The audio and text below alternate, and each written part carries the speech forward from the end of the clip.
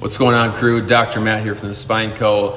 Did you know many headaches don't actually start in your head, they start in your neck? When spinal tension interferes with nerve communication, it throws off the balance within your muscles, which can increase the frequency and intensity of headaches. They can kind of become part of your body's alarm system that, hey, something's wrong.